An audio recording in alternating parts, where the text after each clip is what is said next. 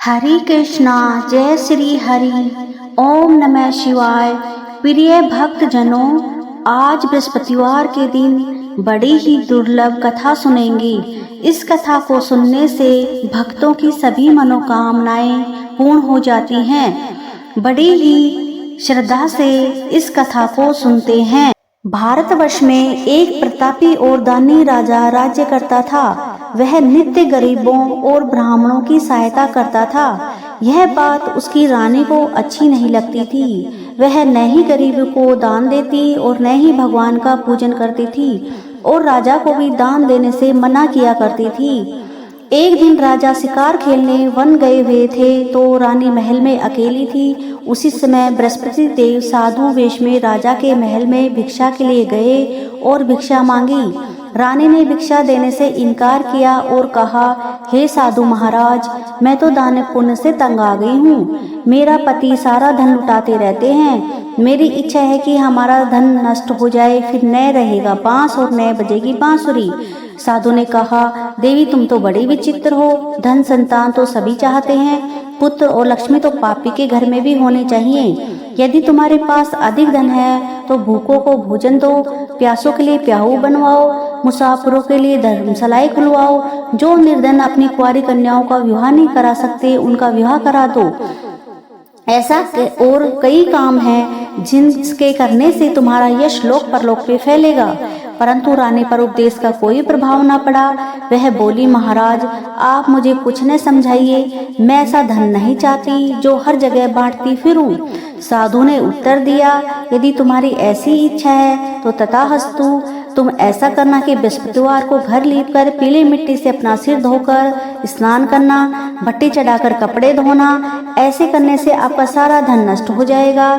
इतना कहकर वह साधु महाराज वहां से आलोक हो गए। साधु के अनुसार कई बातों को पूरा करते हुए रानी को 3 बृहस्पतिवार बीते थे कि उसकी समस्त धन संपत्ति नष्ट हो गई। भोजन के लिए राजा का परिवार तरसने लगा। एक दिन राजा ने रानी से बोला कि हे रानी, तुम यही रहो, मैं दूसरे देश को जाता हूँ, क्योंकि यहाँ पर सभी लोग मुझे जानते हैं, इसलिए मैं कोई छोटा कार्य नहीं कर सकता। ऐसा कहकर राजा परदेश चला गया। वहाँ जंगल से लकड़ी काट कर लाता और शहर में बेचता। इस तरह वह अपना जीवन व्यतीत करने लगा। इधर राजा के परदेश जाते ही रानी और दासी तो दुखी रहने लगी। एक दिन जब रानी और दासी को 7 दिन तक बिना भोजन के रहना पड़ा तो रानी ने अपनी दासी से कहा, हे दासी, पास ही की नगर में मेरी बहन रहती है, वह बड़ी धनवान है, तू उसके पास जा और कुछ ले आ ताकि थोड़ा गुजर बसर हो जाए। दासी रानी की बहन के पास गई। उस दिन गुरुवार था और रानी की बहन उस समय बृहस्पतिवार व्रत की कथा सुन रही थी। दासी ने रानी की बहन को अपनी रानी का संदेश दिया, लेकिन रानी की बड़ी बहन ने कोई उत्तर नहीं दिया। जब दासी को रानी की बहन से कोई उत्तर नहीं मिला तो वह बहुत दुखी हुई और उसे क्रोध भी आया। दासी ने वापस आकर रानी को सारी बात बता दी। सुनकर रानी ने अपने भाग्य को कोसा। उधर रानी की बहन ने सोचा कि मेरी बहन की दासी आई थी परंतु मैं उसे नहीं बोली, इससे वह बहुत दुखी हुई होगी। कथा सुनकर पूजन समाप्त करके वह बहन के घर आई और कहने लगी, हे बहन, मैं बृहस्पतिवार का व्रत कर रही थी, तुम्हारी दासी मेरे घर आई थी, परंतु जब तक कथा होती है तब तक ना उठते हैं नहीं बोलते हैं, इसलिए मैं नहीं बोली। कहो दासी क्यों गई थी? रानी बोली, बहन तुमसे क्या छिपाऊं, हमारे घर में खाने तक का अनाज नहीं था। ऐसा कहते कहते रानी की आंखें भर आई। उसने दासी समेत पिछले 7 दिनों तक भूखे रहने की बात अपनी बहन को विस्तार पूर्वक सुना दी। रानी की बहन बोली, देखो बहन, भगवान बृहस्पति देव सबकी मनोकामना को पूर्ण करते हैं। देखो शायद तुम्हारे घर में अनाज रखा हो। पहले तो रानी को विश्वास नहीं हुआ, पर बहन के आग्रह करने पर उसने अपनी दासी को अंदर भेजा तो उसे सचमुच अनाज से भरा एक घड़ा मिल गया। यह देखकर दासी बड़ी हैरान हुई। दासी रानी से कहने लगी, हे रानी, जब हमको भोजन नहीं मिलता तो हम व्रत ही तो करते हैं, इसलिए क्यों ना इनसे व्रत कथा पूछ ली जाए, विधि पूछ ली जाए ताकि हम भी व्रत कर सके। तब रानी ने अपनी बहन से बृहस्पतिवार व्रत के बारे में पूछा। उसकी बहन ने बताया, बृहस्पतिवार के व्रत में चने की दाल मुनक्का से विष्णु भगवान का केले की जड़ में पूजन करें तथा दीपक जलाएं, व्रत कथा सुने और पीला भोजन ही करें।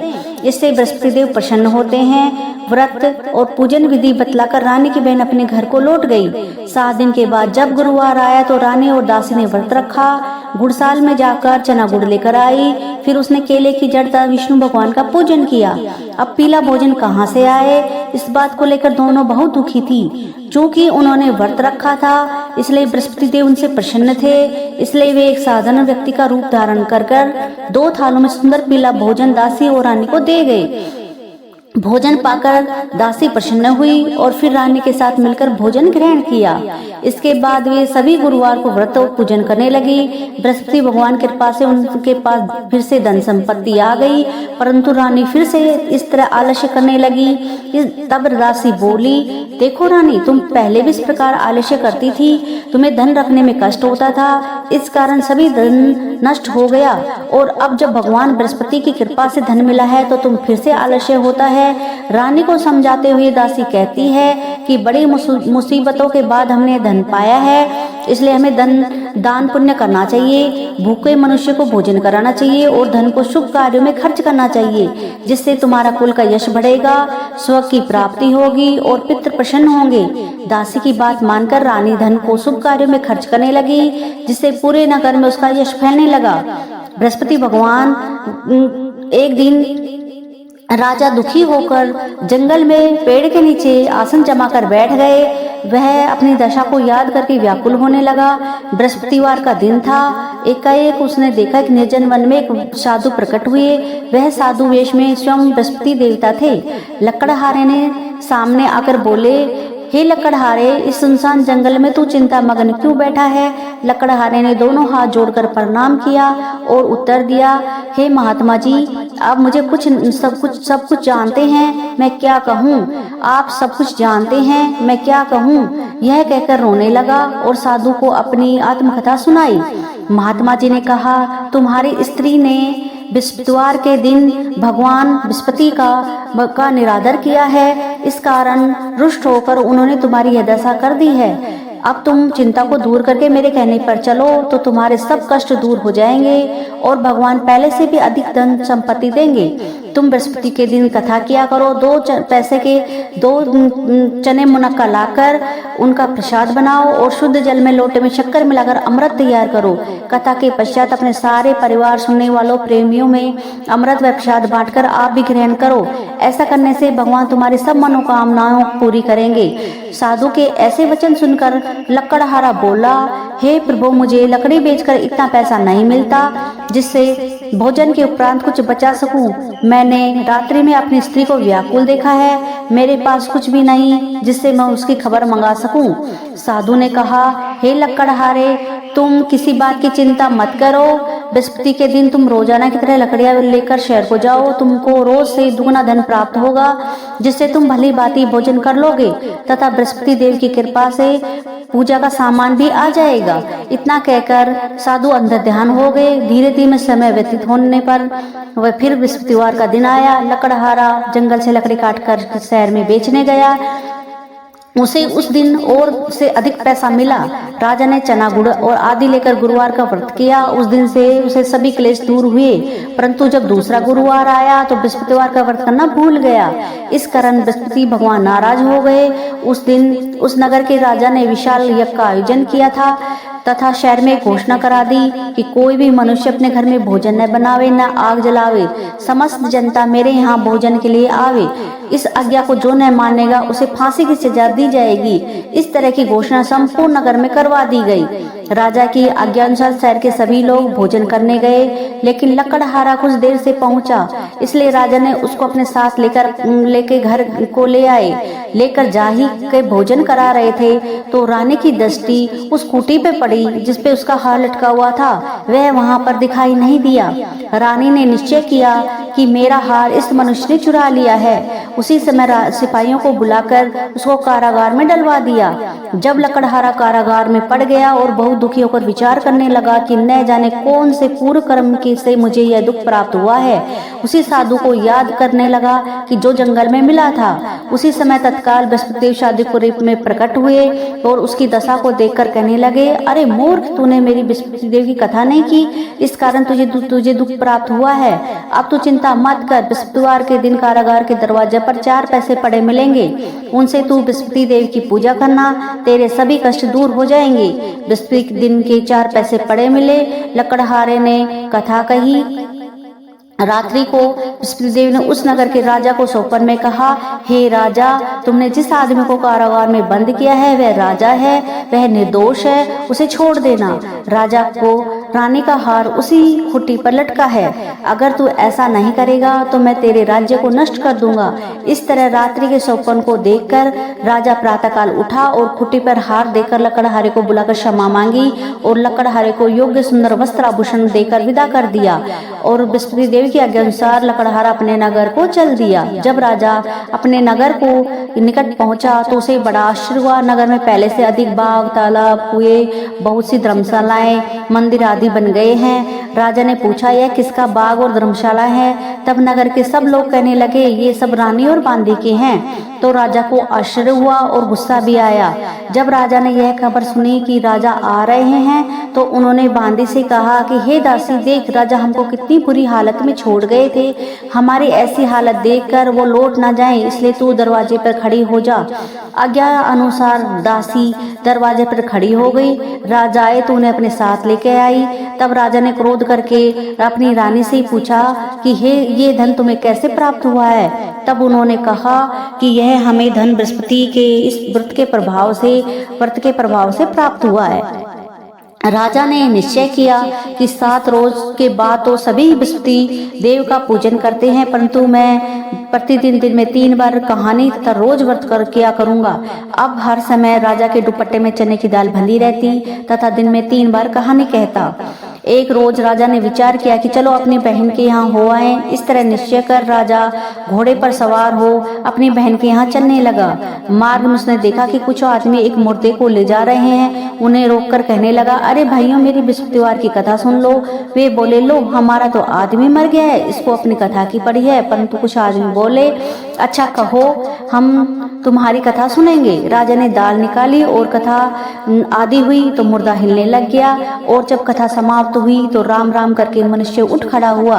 आगे मार्ग में उसे एक किसान खेत में हल चलाता मिला। उसने उसे देखकर और उससे बोले, अरे भैया, तुम मेरी बृहस्पतिवार की कथा सुन लो। किसान बोला, जब तक तेरी कथा सुनूंगा मैं 4 हरिया जोत लूंगा, जा अपनी कथा किसी और को सुनाना।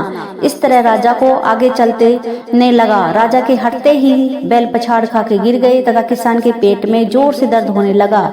उस समय उसकी माँ रोटी लेकर आई। उसने यह देखा तो अपने पुत्र से सब हाल पूछा और बेटे ने सभी हाल कह दिया।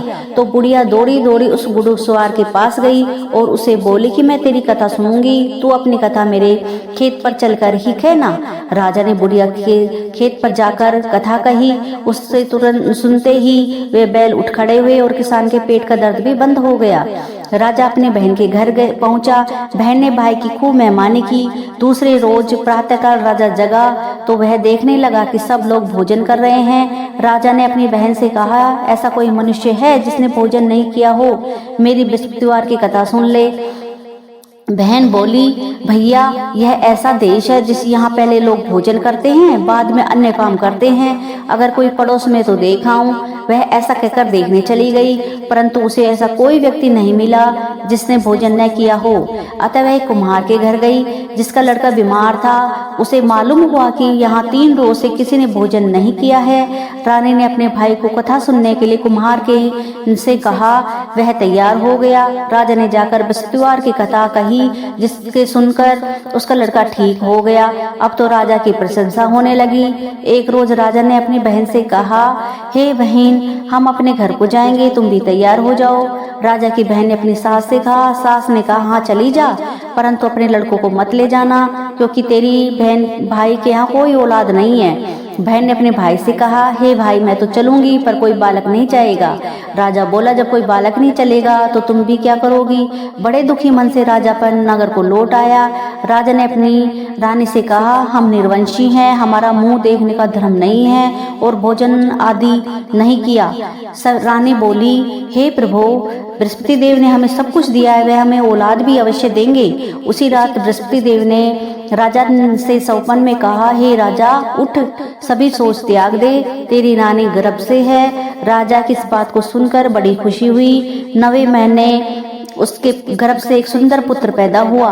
तब राजा बोला, हे रानी, स्त्री बिना भोजन के रह सकती है पर बिना कहीं नहीं रह सकती। जब मेरी बहन आवे तो तुम उससे कुछ भी मत कहना। रानी ने सुनकर हाँ कर दिया। जब रानी की बहन ने यह शुभ समाचार सुना तो वह बहुत खुशी हुई, बधाई लेकर अपने भाई के यहाँ आई। तभी रानी ने कहा, घोड़ा चढ़कर तो नहीं आई, गधा चढ़कर आई। राजा की बहन बोली, भाभी, मैं इस प्रकार न कहती तो तुम्हें औलाद कैसे मिलती। बृहस्पति देव ऐसे ही हैं, जैसे जिसके मन में कामनाएं हैं सभी को पूर्ण करते हैं। जो सद्भावना पूर्वक बृहस्पतिवार का व्रत करता है, कथा पढ़ता है अथवा सुनाता है, दूसरों को सुनाता है, बृहस्पति देव उसकी सभी मनोकामनाओं को पूर्ण करते हैं। भगवान बृहस्पति देव उसकी सदैव रक्षा करते हैं। संसार में जो मनुष्य सद्भावना से भगवान जी का पूजन व्रत सच्चे हृदय से करते हैं तो उसकी सभी मनोकामनाएं पूर्ण होती है। जैसी सच्ची भावना से रानी और राजा ने उनकी कथा का गुणगान किया तो सभी इच्छाएं बृहस्पति देव ने पूर्ण की थी। इसलिए पूर्ण कथा सुनने के बाद प्रसाद लेकर जाना चाहिए। हृदय से उसका मनन करते हुए जयकारा बोलना चाहिए। बोलो बृहस्पति देव की जय, बोलो भगवान विष्णु की जय। बृहस्पति देव की दूसरी कथा। प्राचीन काल में एक ब्राह्मण रहता था। वह बहुत निर्धन था, उसकी कोई संतान नहीं थी। उसकी स्त्री बड़ी मलिनता के साथ रहती थी। वह न स्नान करती न किसी देवता का पूजन करती थी। इससे ब्राह्मण बड़े दुखी थे। अब बेचारे बहुत कुछ करते थे किंतु उसका कोई परिणाम ना निकला। भगवान की कृपा से ब्राह्मण की स्त्री ने के कन्या रूपी रत्न पैदा हुआ। कन्या बड़ी होने पर प्रातःकाल विष्णु भगवान का जाप व बृहस्पतिवार का व्रत करने लगी। अपने पूजा पाठ को समाप्त करके विद्यालय जाती और अपनी मुट्ठी में जौ भर के ले जाती और पाठशाला के मार्ग में डालती जाती। जब ये जौ स्वर्ण के हो जाते तो लौटते समय बीन कर घर ले आती थी। एक दिन जब बालिका सूप में उस जौ को फटक कर साफ कर रही थी तो पिता ने देख लिया और कहा, हे बेटी, सोने के जौ के लिए सोने का सूप भी होना चाहिए। दूसरे दिन बृहस्पतिवार था। इस कन्या ने व्रत रखा। बृहस्पति देव से प्रार्थना करके कहा कि मैंने आपकी पूजा सच्चे मन से की हो तो मेरे लिए सोने का सूप दे दो। बृहस्पति देव ने उसकी प्रार्थना स्वीकार कर ली। रोजाना की तरह वह कन्या जौ फैलाती जाने लगी। तब लौटकर जो बीन रही थी तो बृहस्पति देव की कृपा से सोने का सूप मिला। उसे वह घर ले आई और उसको जौ साफ करने लगी, परंतु उसकी माँ का वही ढंग रहा। एक दिन की बात है कि वह कन्या सोने के सूप में जौ साफ कर रही थी। उसी समय शहर का राजपुत्र वहां से ऊपर निकला। इस कन्या के कार्य और रूप को देखकर वह मोहित हो गया तथा अपने घर आकर भोजन जल त्याग कर उदास होकर लेट गया। राजा को इस बात का पता लगा तो अपने प्रधानमंत्री के साथ उसके पास गए और बोले, हे बेटा, तुम्हें किस बात का कष्ट है? किसी ने अपमान किया है अथवा कारण हो सो कहो, मैं वही कार्य करूंगा जिससे तुम्हें प्रसन्नता हो। अपने पिता की राजकुमार ने बात सुनी तो वह बोला, मुझे आपकी कृपा से किसी बात का दुख नहीं है। मैं किसी ने मेरा अपमान नहीं किया है, परंतु मैं उस लड़की से विवाह करना चाहता हूँ जो सोने के सूप में जौ साफ कर रही थी। यह सुनकर राजा आश्चर्य में पड़ गया। वह बोला, हे बेटा, इस तरह की कन्या का पता तुम ही लगाओ, मैं उसके साथ तेरा विवाह अवश्य ही करवा दूंगा। राजकुमार ने उस लड़की के घर का पता बताया। तब मंत्री लड़की के घर गए और ब्राह्मण को देवता को सभी हाल बताया। ब्राह्मण राजकुमार के साथ अपनी कन्या का विवाह करने के लिए तैयार हो गया तथा विधि विधान के साथ ब्राह्मण की कन्या का विवाह राजकुमार के साथ हो गया। कन्या के घर से जाते ही पहले की भांति उस ब्राह्मण के घर में गरीबी का निवास हो गया। अब भोजन के लिए भी अन्न बड़ी मुश्किल से मिलता था। एक दिन दुखी होकर ब्राह्मण अपनी पुत्री के पास गए। बेटी ने पिता की दुखी अवस्था को देखकर अपनी माँ का हाल पूछा। तब ब्राह्मण ने सभी हाल कहा। कन्या ने बहुत सा धन देकर अपने पिता को विदा कर दिया। इस तरह ब्राह्मण का कुछ समय सुखपूर्वक व्यतीत हुआ।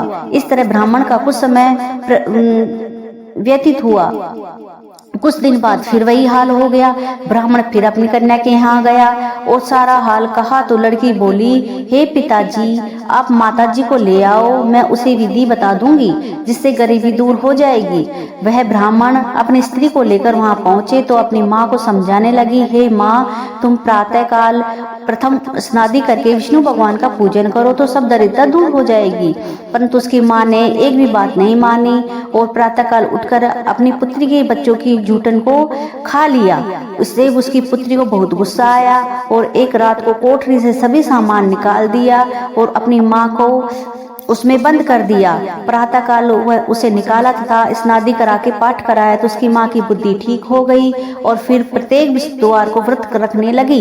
इस तरह इस व्रत के प्रभाव से उसके माँ बाप बहुत ही धनवान पुत्रवान हो गए।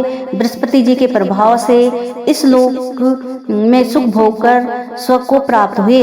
सभी बोलो भगवान विष्णु की जय, बोलो भगवान बृहस्पति की देव की जय, बोलो भगवान विष्णु की जय। बृहस्पति देव की आरती। जय बृहस्पति देवा, ओम जय बृहस्पति देवा, छिन छिन भोग लगाऊं कदली फल मेवा। ओम जय बृहस्पति देवा, तुम पूर्ण परमात्मा, तुम अंतर्यामी, जगत पिता जगदीश्वर, तुम सबके स्वामी। ओम जय बृहस्पति देवा, चरणामत निज निर्मल, सब पातक हरता, सकल मनोरथ दायक, कृपा करो भरता। ओम जय बृहस्पति देवा, तन मन धन अर्पण करे, जो जन शरण पड़े, प्रभु प्रकट तब हो कर, आकर द्वार खड़े। ओम जय बृहस्पति देवा, ओम जय बृहस्पति देवा, दीन दयाल दयानिधि, भक्तन हितकारी, पाप दोष सब हरता, बहु बंधन हारी। ओम जय बृहस्पति देवा, सकल मनोरथ दायक, सब संशय हारो, विषय विकार मिटाओ, संतन सुखकारी। ओम जय बृहस्पति देवा, जो कोई आरती तेरी प्रेम सहित गावे, जेठानंद आनंद कर सो निश्चय पावे। ओम जय बृहस्पति देवा, ओम जय बृहस्पति देवा। सभी बोलो भगवान विष्णु की जय, बोलो बृहस्पति देवता की जय। अगर आपको मेरी ये कहानी पसंद आए तो प्लीज़ मेरे चैनल को लाइक एंड सब्सक्राइब करें। Thank you. जय बृहस्पति देवता। Thank you.